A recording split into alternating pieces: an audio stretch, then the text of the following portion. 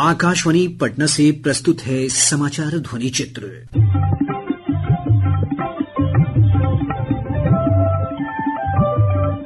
आज के इस अंक में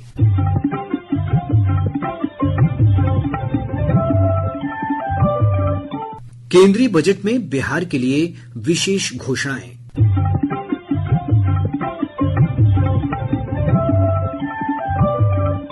जानेंगे बिहार में रेलवे के लिए किए गए बजटीय प्रावधान के बारे में।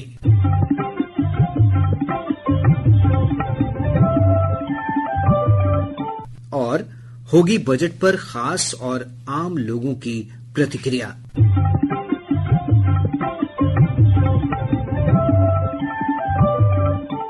केंद्रीय वित्त मंत्री निर्मला सीतारमण ने पिछले दिनों वित्तीय वर्ष 2025-26 का आम बजट पेश किया। बजट में बिहार के लिए कई महत्वपूर्ण प्रावधान किए गए हैं। बिहार की पहचान मधुबनी पेंटिंग वाली साड़ी पहनकर बजट पेश करने पहुंची वित्त मंत्री निर्मला सीतारमण ने 77 मिनट के भाषण में 9 बार बिहार का जिक्र किया। ब्यौरा हमारे संवाददाता से। वित्त मंत्री ने राज्य में मखाना के उत्पादन, मूल्य संवर्धन और विपणन में सुधार के लिए मखाना बोर्ड के गठन की घोषणा की है। इस बोर्ड के बनने से मखाना के उत्पादन से लेकर उसकी बिक्री तक के लिए नीति का निर्माण होगा, जिससे किसान फायदे में रहेंगे। बोर्ड बनने से मखाना उत्पादन को लेकर चल रही विभिन्न योजनाएं एकीकृत हो जाएंगी। बजट में पूर्वोदय योजना के तहत बिहार में national institute of food technology and management की स्थापना की घोषणा की गई है। इस संस्थान की स्थापना से बिहार के साथ साथ पश्चिम बंगाल और ओडिशा जैसे राज्य भी लाभान्वित होंगे। यहाँ किसानों के साथ साथ युवाओं को भी तकनीकी रूप से दक्ष किया जाएगा। वित्त मंत्री ने IIT पटना में छात्रावास और अन्य बुनियादी सुविधाओं में विस्तार का बजट में प्रावधान किया है। इससे IIT पटना की सीटों की संख्या बढ़कर 5000 के आसपास हो जाएगी। बजट में 3 ग्रीनफील्ड एयरपोर्ट के निर्माण का प्रस्ताव किया गया है। इसके अलावा पटना और बेटा ब्राउनफील्ड एयरपोर्ट का विस्तार किया जाएगा। वहीं इस बजट में पश्चिमी कोसी नहर ERM परियोजना के लिए वित्तीय सहायता प्रदान करने की भी घोषणा की गई है। इससे सिंचाई की सुविधा बेहतर होगी, बाढ़ नियंत्रण में मदद मिलेगी और बिजली उत्पादन को बढ़ावा मिलेगा। आकाशवाणी समाचार के लिए पटना से मैं अभिषेक दास। केंद्रीय बजट में मखाना बोर्ड स्थापित करने की घोषणा की गई है। यह बोर्ड मखाना उत्पादन, प्रसंस्करण, मूल्य संवर्धन और विपणन को बढ़ावा देगा। साथ ही ये मखाना किसानों को प्रशिक्षण और सरकारी योजनाओं का लाभ दिलाने में सहायता करेगा। केंद्रीय कृषि मंत्री शिवराज सिंह चौहान ने कहा कि मखाना बोर्ड के गठन से किसानों को फायदा होगा। हमारे बिहार, उत्तर प्रदेश जैसे कई राज्यों में गरीब किसान, विशेषकर मछुआरे, वो उत्पादित करते हैं। पानी के अंदर मेहनत करनी पड़ती है, जो काफी कठिन होता है। कैसे मैकेनाइजेशन करें, बाजार तक पहुंच की कमी कैसे दूर करें, कीमतों के उतार चढ़ाव का सामना न करना पड़े, कई तरह के और मखाने की प्रोसेसिंग जैसे कई काम करने के लिए मखाना बोर्ड का गठन किया जाएगा। और ये सारे कदम जो उठाए गए हैं वो कृषि की उत्पादकता बढ़ाएंगे।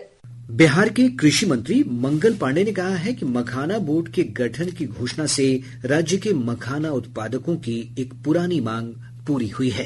अपना साकार हो गया बिहार के मखाना उत्पादक किसानों का कि अब देश में बिहार के किसान जो मखाना पैदा करते हैं उनके लिए मखाना बोर्ड के गठन का आज निर्णय लिया भारत की सरकार ने, और उसकी घोषणा आज की बजट में आदरणीय वित्त मंत्री निर्मला जी ने किया है। मखाना अनुसंधान केंद्र दरभंगा के वैज्ञानिक मनोज कुमार ने मखाना बोर्ड के गठन की घोषणा को एक महत्वपूर्ण नीतिगत फैसला बताया है। इससे बिहार में मखाना के उत्पादन, प्रसंस्करण, मूल्य संवर्धन एवं विपणन को बल मिलेगा। मखाना उत्पादन एवं उद्योग से जुड़े कृषकों व उद्यमियों को FPOs के माध्यम से तकनीकी प्रशिक्षण एवं अन्य जरूरी सहायता पहुंचाई जाएगी। मखाना के प्रोडक्शन, प्रोसेसिंग, वैल्यू एडिशन और मार्केटिंग से संबंधित सरकारी योजनाओं का लाभ लक्षित लाभार्थियों तक कैसे पहुंचे, इसे भी बोर्ड के माध्यम से सुनिश्चित किया जाएगा।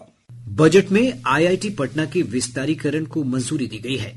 संस्थान के निदेशक प्रोफेसर TN सिंह ने इस घोषणा के लिए प्रधानमंत्री नरेंद्र मोदी और वित्त मंत्री निर्मला सीतारमण के प्रति आभार जताया है। बजट में विशेष रूप से IIT पटना के विस्तारीकरण की बात की गई है और विस्तारीकरण की आवश्यकता भी है, क्योंकि हम लोग एक ग्रोइंग IIT हैं और इसको बढ़ने के लिए आवश्यक है कि और सुविधाओं का सम्मिश्रण करें जो वर्तमान में है, और इससे विद्यार्थियों को विशेष करके लाभ होगा। उनके पठन पाठन को सुचारू रूप से लागू करने के लिए हम लोग जो प्रयासरत थे उसमें एक सीढ़ी आगे हम बढ़े हैं, और भारत सरकार और वित्त मंत्रालय को बहुत बहुत धन्यवाद जिन्होंने कि पटना के रूप को विशेष रूप से रेखांकित किया है अपने बजट के अंदर में। और भारत सरकार का जो शिक्षा मंत्रालय है उसके प्रति भी आभार व्यक्त करते हैं हम लोग कि जिनके अथक प्रयास से ये दिन हम लोगों को सुखद दिन देखने को मिला। केंद्रीय बजट में रेलवे के लिए 2,52,000 करोड़ रुपए का आवंटन किया गया है। रेल मंत्री अश्विनी वैष्णव ने इस आवंटन का स्वागत करते हुए कहा है कि इससे रेलवे के विकास को गति मिलेगी। पिछले 10 वर्षों में जिस तरह से तेजी से माननीय प्रधानमंत्री जी ने रेलवे को देश के कोने कोने में पहुंचाया है, इस बजट से जो नए प्रोजेक्ट सैंक्शन हुए उसमें आप करीब 100 अमृत भारत ट्रेन नई बनेगी, करीब 200 वंदे भारत ट्रेन नई बनेगी, 50 नमो भारत ट्रेन नई बनेगी, 1000 फ्लाईओवर्स और अंडरपासेज नए बनेंगे। बहुत बड़ा फोकस है सेफ्टी पे। बजट में 1,16,000 करोड़ रुपए का सेफ्टी के लिए इन्वेस्टमेंट करने का प्रावधान रखा गया है। ओवरऑल बजट में बहुत ही एक पैसेंजर्स के लिए एक नई तरह की सुविधाएं, रेलवे के विस्तार के लिए नए तरह की सुविधाएं, ये सब इस बजट में आज इंक्लूड हुआ है। बिहार में रेल परियोजनाओं के लिए 10,066 करोड़ से अधिक की धनराशि का आवंटन किया गया है।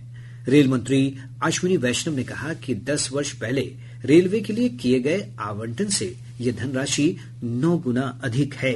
रेलवे के बजट में बिहार के लिए 10,066 करोड़ रुपीस का एलोकेशन हुआ है। प्रधानमंत्री श्री नरेंद्र मोदी जी ने बिहार के रेलवे सिस्टम को अपग्रेड करने के लिए, विस्तारित करने के लिए और नई फैसिलिटीज सभी यात्रियों के लिए, बिहार के सभी निवासियों के लिए करने के लिए, और जो देश भर से विदेशों से बिहार में वहां के संस्कृति का आनंद लेने के लिए, कल्चरल टूरिज्म के लिए और इंडस्ट्रियल एक्टिविटीज जो बढ़ रही है बिहार में उसके लिए आते हैं, उन सबके लिए बेटर फैसिलिटीज क्रिएट हो। मुख्यमंत्री नीतीश कुमार ने केंद्रीय बजट को सकारात्मक और प्रगतिशील बताया है। उन्होंने कहा कि इस बजट में बिहार के लिए जो घोषणाएं की गई हैं उससे राज्य के विकास को नई रफ्तार मिलेगी। केंद्रीय मंत्री चिराग पासवान ने कहा है कि केंद्रीय बजट में बिहारी प्रथम की सोच को धरातल पर उतारा गया है। विशेष तौर पर मुझे खुशी एक बिहारी होने के नाते है, जिस तरीके से बिहार को अलग अलग प्रावधानों के माध्यम से एक विकसित बिहार बनाने की दिशा में हम लोग अग्रसर हों, उसका भी इसमें जिक्र किया गया। मखाना बिहार में सबसे ज्यादा उत्पादन होता है और उसको लेकर जिस तरीके से एक बोर्ड के गठन का जिक्र इस बजट में किया गया, मुझे लगता है ओवरऑल ये बिहार और देश को मजबूती देने वाला ये बजट है। पूर्व केंद्रीय मंत्री रविशंकर प्रसाद ने कहा है कि ये बजट देश के विकास का बजट है। हम बहुत प्रसन्न हैं। पहले देश के विकास का बजट, देश में पूंजी निवेश हो, रोजगार के अवसर मिले, उद्यमशीलता बढ़े, छोटे उद्योग आगे बढ़े, किसानों की चिंता की गई है। और जिस तरह से 100 जो ऐसे इलाके हैं जिलों में किसान और किसानी की चिंता की, वो बहुत ही अलौकिक है। उद्योग जगत से जुड़े लोगों ने आम बजट की प्रशंसा की है। बिहार इंडस्ट्रीज एसोसिएशन के अध्यक्ष महेश जालान ने कहा कि बजट में उद्योग क्षेत्र के लिए कई प्रावधान किए गए हैं।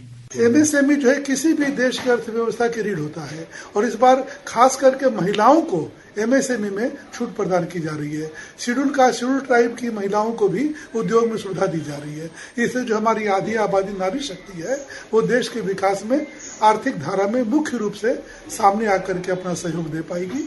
इसके साथ ही आज का समाचार ध्वनि चित्र कार्यक्रम संपन्न होता है। यह कार्यक्रम प्रत्येक बुधवार की रात 7:52 पर आकाशवाणी पटना के प्रादेशिक समाचार एकांश द्वारा प्रस्तुत किया जाता है। संपादन अभिषेक दास, वाचन खालिद रशीद, ध्वनियांकन राहुल कुमार और प्रस्तुति कृष्ण कुमार लाल।